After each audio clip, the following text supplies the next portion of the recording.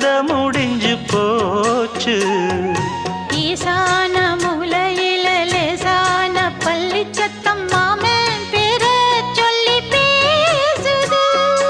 ஆறாத சோகந்தன்ன தீராம சேர்த்து வச்சு ஊரும் சேர்ந்து என்ன ஏசுது. மாமா மாமா உன்னத்தானே எண்ணி நானும் நாளும் தவித்தேனே. கூண்டுக்குள்ள என்ன வச்சு கூடி நின்ன ஊரை விட்டு கூண்டுக்குள்ள போனதென்ன கோலக்கிளியே.